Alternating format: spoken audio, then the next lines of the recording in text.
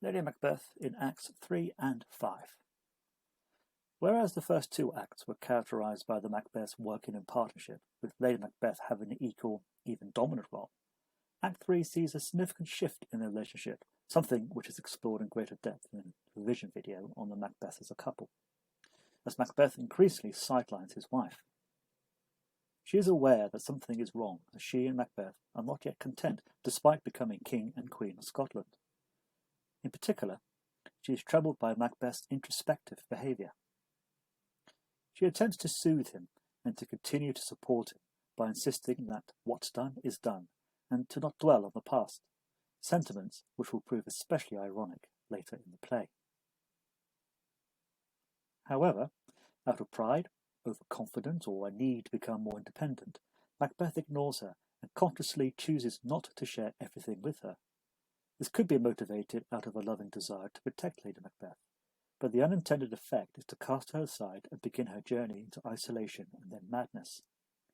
Maybe if Macbeth had involved Lady Macbeth with his plans for Banquo and Fleance, she would have persuaded him not to go through with it, or suggested a better alternative idea.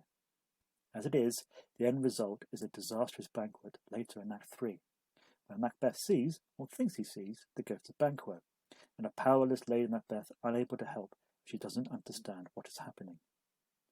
She tries the old tricks by attacking his manliness and by trying to divert attention away from him, but this time they don't work. By the end of the scene, Lady Macbeth is exhausted and almost silent. She barely reacts to Macbeth's inquiries about Macduff and doesn't seem to hear or register fully Macbeth's plan to go back to the witches. The audience won't see her on stage for the rest of the third act or for any of the fourth. Lady Macbeth's concluding line in the banquet scene, her last one as a sane person, is about how Macbeth needs to sleep. It is particularly ironic, therefore, that the very last time the audience sees Lady Macbeth at the beginning of Act 5, she is sleepwalking, scared of the dark, stalking the corridors of the castle, mumbling the confessions of her sinful soul. She is a shattered shell of the woman she once was. Her sentence structure is broken, reflecting how her mind flits from subject to subject, unable to rest.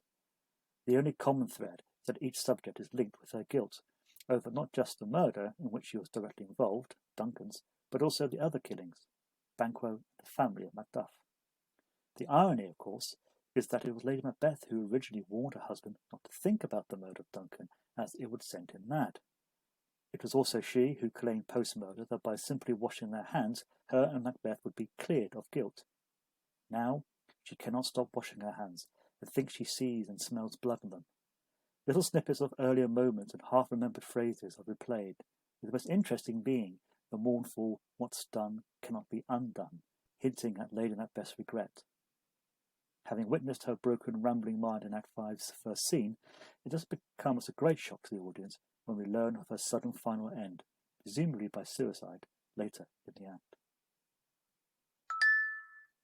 For many, Lady Macbeth gets her just comeuppance.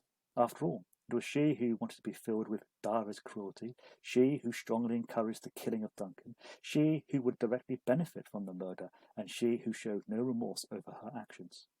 The implication is that unnatural thoughts have led to unnatural actions and to an unnatural death.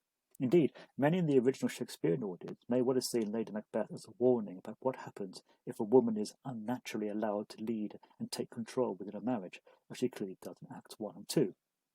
And yet, she's more than a fiend-like queen, to borrow Malcolm's unsympathetic, probably sexist label.